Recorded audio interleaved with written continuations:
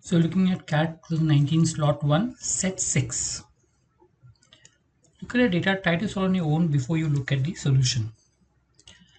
The figure below shows the street map. Okay, street intersection marked from A through I or L. A person standing on an intersection can see along lines to other intersection that are in a line of sight and all other people standing in these intersections. For example, the person standing at intersection G can see all people at intersection B, C, E, F, H, K.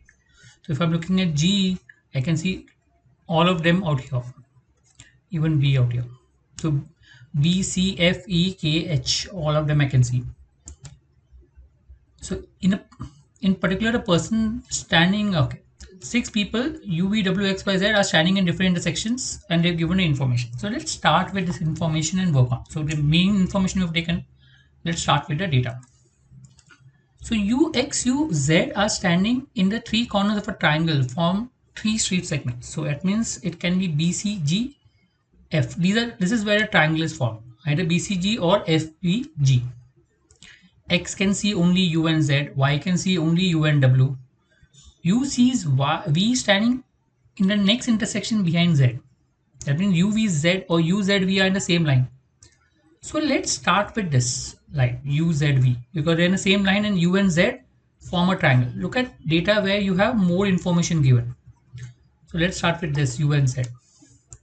So if I look at U and Z, technically U should not be at C. Okay, why U should not be at C? Because U can be seen by many people, can be seen by X, can be seen by Y, and U, V, Z are in the same line. So technically it should not be at C. Okay, so because if he at C, then he can be seen by limited number of people. But we'll start with all possibilities and go about it. So where all U can be there? U can be at C. In that case, Z and V will be can be on a straight line. Okay, and X will be at G. That's one possibility. Okay, the second case is U can be at C, in which case Z and V will be in the same straight line and X will be out here. Okay, X will be at B. I'm just looking at all the possibilities which are there.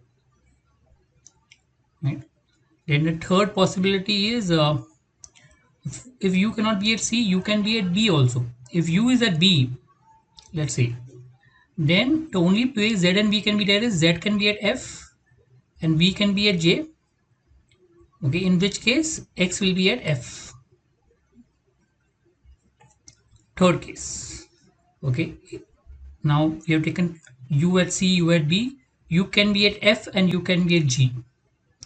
If U is at F, let's say U is at F,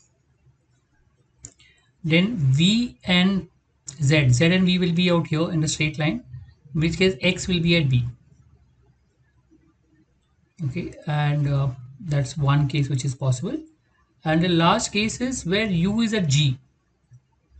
So if U is at G, in which case Z and V will be in the same straight line and X will be at B. So these are the cases that we get. Maybe more cases, but I'm looking at first these cases and work on.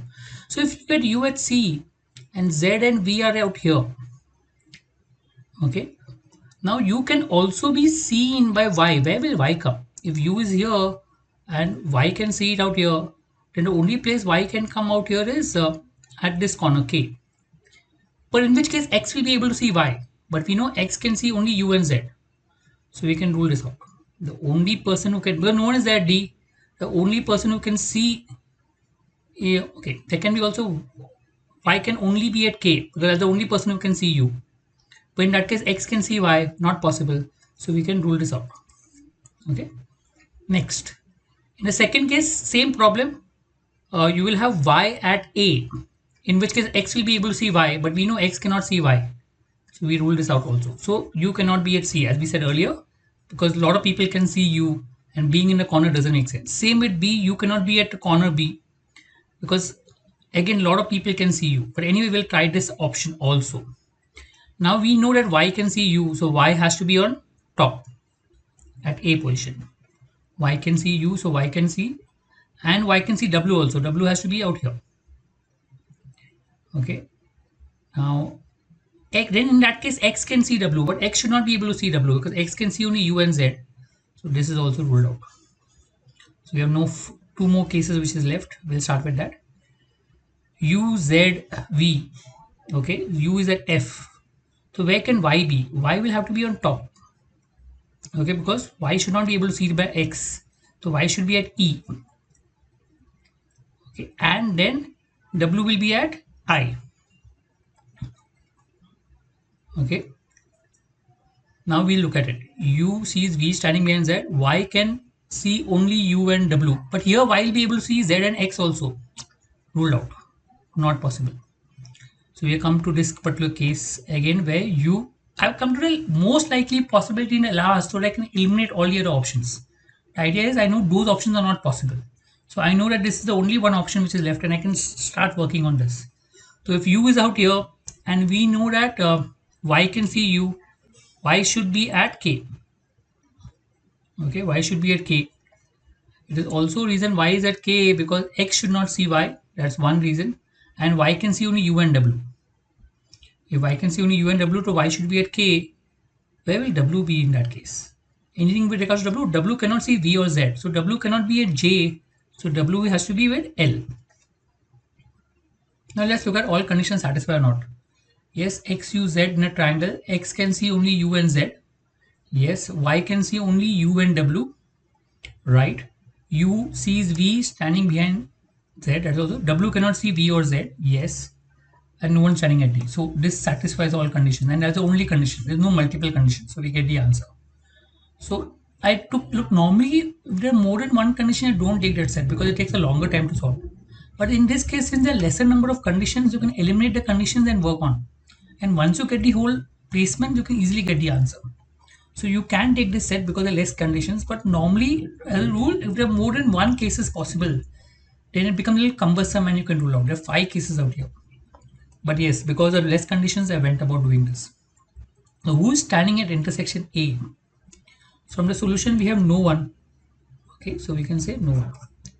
Who can V see? If I look at where is V, can see Z and U. Right, so we can see Z and U. U and Z only, C option. And what is the minimum number of street segments that X must cross to reach Y?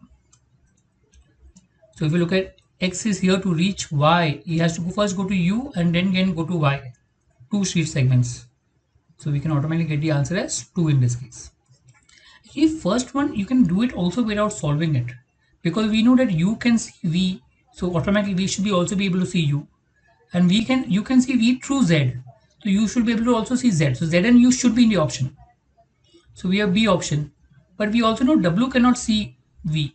So we should not be able to see W. So B option ruled out. C option. The second question you can also do by not solving it, just by eliminating the conditions given to you. I repeat again. U can see V and Z through Z. So both U and Z should be able to be seen by V. 2 options left. They've also given the condition that W cannot see V. So V should not be able to see W. So automatically we can rule out B option. The only option left is C. Should a person stand in intersection D, who among the 6 would he see? If I look at D, okay, person standing at D out here. So if he's standing at D, he'll be here. So he'll be able to see X and he'll be able to see W. So automatically it will be X and W, A option. That will be the answer. Thank you.